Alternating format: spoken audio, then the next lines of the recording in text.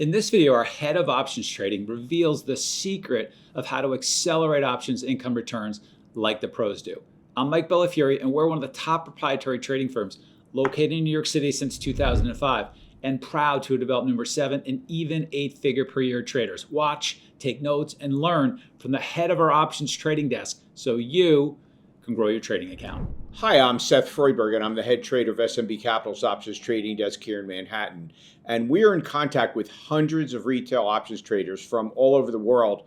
And all of them have one thing in common. They're trying to maximize the growth in their trading accounts naturally. But many of them have this nagging feeling they're missing something, that while they might be experiencing some success trading options, they feel like they could grow their account much more quickly. But the problem is they can't identify what's holding them back from the kind of success that they're looking for. And so today's video is focused on solving that problem by sharing with you a technique used by professional options traders like the guys here on our desk at SMB, a technique that's really simple but often overlooked. And that's what we're going to be sharing with you today.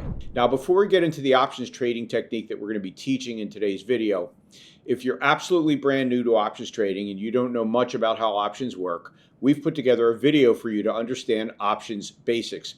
And if you click the video appearing on your screen right now, it will lay the groundwork for you to understand the strategy that we're going to be teaching you in this video. Then when you're finished, you can come back and watch the rest of the video. So I don't think it's very controversial to say that the first half of 2024 has been extremely bullish, with the S&P 500 index up a blistering 14.4% through June 30th. And so one of the most common techniques for options traders to utilize in a market that the trader has determined to be sustainably bullish is a strategy known as the put credit spread. So if you went into 2024 with a bullish outlook, but wanted plenty of room for error if the market has some kind of a temporary pullback in what you've decided is a very bullish market, you could implement a program of selling put credit spreads throughout the year. So let's take a look at one way this could have been done. Let's head back to the final few weeks of 2023 to Monday, December 18th, which is the first trading day right after the third Friday of December 2023, which was December 15th. That was the third Friday. And the reason we picked the first trading day right after the third Friday of the month is that the traditional expiration day for options, when they were first traded many years ago, and even today, for many assets and indexes, the options chains for the third Friday of each month are published many months in advance and are available to trade, whereas most of the other options chains don't get published until much later in the cycle. And so if you want to place a longer term options trade, you'll almost always have the choice of the third Friday of the month, many months in advance. And so if we had decided to start a long-term put credit spread program because we felt that 2024 was going to be a bullish year, for whatever reason we had reached that conclusion, then we could have started on December 18th, 2023 and put on a 2-month trade that expires on the third Friday of February 2024, which is February 16th. And as you can see, that date is exactly 60 days into the future. And so we look at the column entitled Delta, and we find a put option right around 20 deltas, and we go ahead and sell one of those puts, which in this case is the 45.75 put, which is about 165 points below where the index is trading. And we at the same time buy a put 100 points below that at 44.75. And when we do that, selling a put higher up on an options chain and buying a put lower down on that same options chain, we've at that point entered into what options traders refer to as a put credit spread, which is a bullish trade. And you're going to understand that in a little bit later in this video. And so to explain what's going on here and why we picked the 20 delta put to sell, we need to explain to you what an options delta is. And what it is a mathematically arrived at prediction of how much an options price is likely to move based upon how much the index price moves. And while it's a little bit of a complicated subject, suffice it to say that an options delta has also been found to be highly correlated to the probability that an option will expire with value on the day it expires. And so what the options chain is telling us is that the SPX index has about a 20% chance of expiring below 45.75 on the day the option expires. and therefore logically has an 80% chance of expiring with no value on the day it expires, meaning the index is 80% likely to expire above 45.75 on February 16th, according to the options market. And therefore, obviously, the put option, 100 points below that one, the one that we bought at 44.75, is even less likely to expire with any value on that date. And so you might ask, why would we get involved in a trade where there's only a 20% chance of either of the options having any value on the day that they expire? And you'll understand that shortly. So first, let's take a look at the cash flow of the transaction that we just did. And as you can see, we received a price of $33.85 for the short 45.75 put that we sold. Index put options pay off $100 a point. That the index closes below that put strike price on expiration day. So you multiply that by 100, and the result is $33.85 of cash received for selling that option. But then for protection, you'll also buy the 44.75 put for $22.40, which costs us $2,240. And so when you net them together, you end up with positive cash flow of $1,145, and your broker will require you to have $8,855 in your account in order to execute this trade.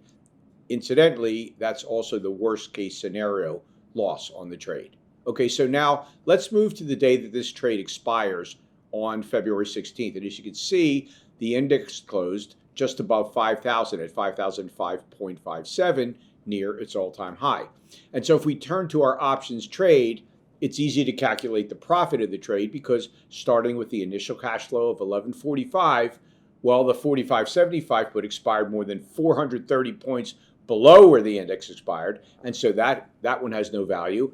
And as we explained earlier, obviously the 44.75 has no value also, as it is even farther below the index's closing price on expiration day.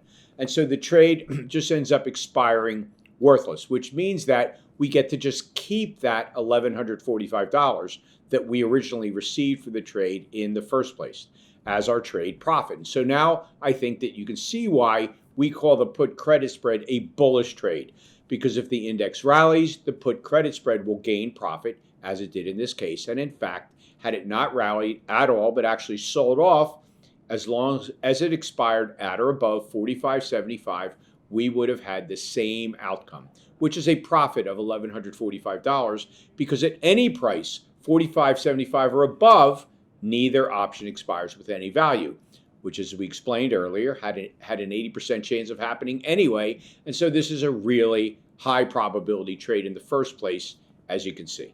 We're going to continue this campaign by redeploying our capital. And so we're going to move to the options chain relating to the third Friday in April, which is April 19th, and that's 63 days later. And again, we're going to sell the 20 delta put, this time at 4,800, and buy the 4,700 put 100 points lower, the same as we did last time.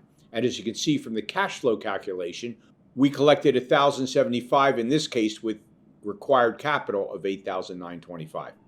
And as you can see, the index actually sold off a little bit during the 63 days of the trade. But when we look at our final trade result, you can see that while the index sold off mildly, we still made our full original cash flow as our profit. Because remember, the original position of both puts were 20 deltas and below. And so there was plenty of room for the market to sell off before it hit the short put at 4,800. And so even though the market actually did sell off, we experienced a comfortable win, with the index closing more than 167 points above the short put at 4,800. Okay, and then finally, we'll look at the June trade. Again, 2 months later to complete the first half of the year. And so in this case, we sold the 4,700 and we bought the 4,600 puts. And in that process, we collected $1,275. And just like the previous two trades, once the expiration date rolled around, as you can see, SPX staged a huge rally, closing at 64.62 the day the trade expired, resulting in another win, this time $1,275.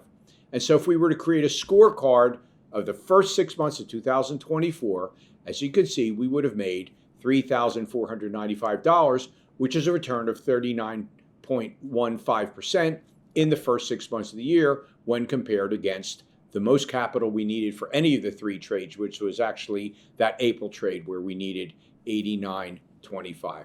So that's certainly a solid outcome, but the whole time there was actually an opportunity lurking under the surface that could have given us a much better outcome. And so let's take a look at a very different way of approaching this. And so let's head right back to where we started on December 18th with that same put credit spread expiring in February. But this time we're going to close the trade, not when it expires, but just as soon as it hits a level of profit equal to at least 50% of the initial cash flow we receive on the trade. And so it happens that that occurs 24 days later on January 11th, when the index had very mildly rallied from the trade entry point, as you can see. And so if we look at the options chain, first thing in the morning on January 11th, 24 days into the trade, you can see that the pricing had shrunk considerably on both the 45.75 and 44.75 options for two reasons. First, the index rallied a bit, so those puts are naturally going to have less value because the index is now even less likely to drop below 45.75 before expiration, and 24 days have passed. So not only does the index have to move down farther to close below 45.75, but it only has 36 days left to do that. And so because of both the price increase and the passage of time, those put prices have dropped. And so the way you close a put credit spread trade is that you buy back the put option you sold and you sell off the put option you bought. And as you can see from the calculation, when you deduct out from the initial cash flow that you received the cost of buying back the 45.75 put and accounting for the cash you received for selling off that 44.75 put, you end up with a profit of $590 on the trade, which is 51.5% of the initial cash flow.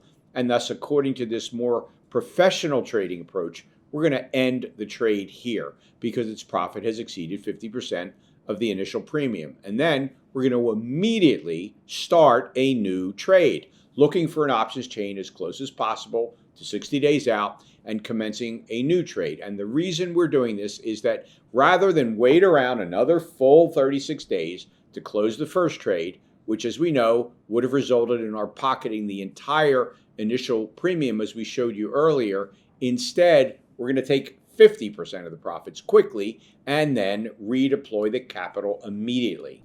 And so in this case, that's going to be the 4,600, 4,500 put credit spread expiring on March 15th. And we collected $1,045 for that trade. And moving forward just 2 weeks to January 25th, you can see that SPX staged a strong rally, resulting in it opening at 48.90.21 on that morning. And if we then examine our options chain for this second trade, you can see that again, the prices of both options shrunk, which you would realize by now is exactly what we want to happen. But in this case, the options shrunk more as a result of the rally than the passage of time, although both contributed to that reduction in value for the options. And as a result, again, as you can see from the calculation, the trade had attained more than 50% of its original premium as profit. And so we're going to close it again and start yet another trade immediately. And so as not to be, tedious, we've created a chart of all of the trades in the first half using that 50% profit-taking approach. And as you can see, while with that first approach we showed you, we were only able to make 3 trades from mid-December through mid-June. With this much more aggressive profit-taking approach, we were able to enter and exit 10 trades. The reason we were able to make so many more trades was because we got in and out of so many trades quickly by not waiting around for the trade to expire, but instead to grab our profit when the trade gets to a profit equal to 50% of the cash flow we received initially. And that happened within as little as 7 to 10 days in a number of cases, instead of having to wait around for the trade to expire, which of course means that in some cases you'll get 50% profit in around 10 days, but then have to wait around for 50 more days to get the remaining 50%. The fact that you can keep refreshing your capital very quickly in some cases usually means that you can rack up much more in the way of profit than you'd make by trying to squeeze every last penny out of a trade by waiting forever to close it.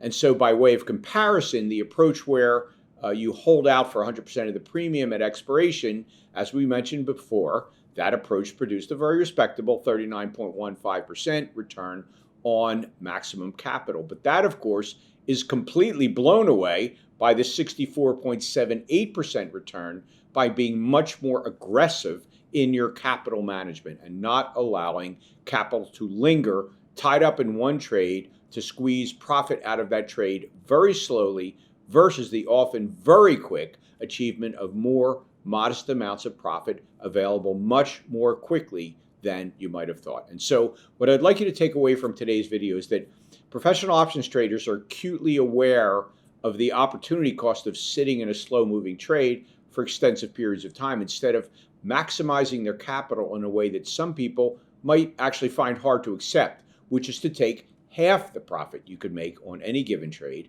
but redeploy your capital quickly. If you want to start trading like a pro, it's important to focus on how to maximize the utilization of your capital.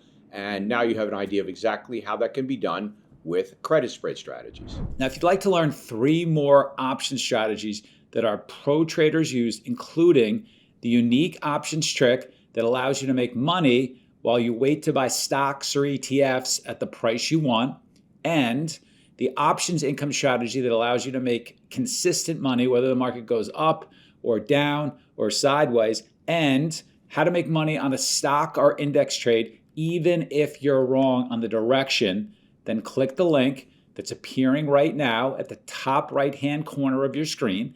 That will open up the free workshop registration page in a new window. So don't worry, you won't lose this video. Or you can register directly for free at optionsclass.com.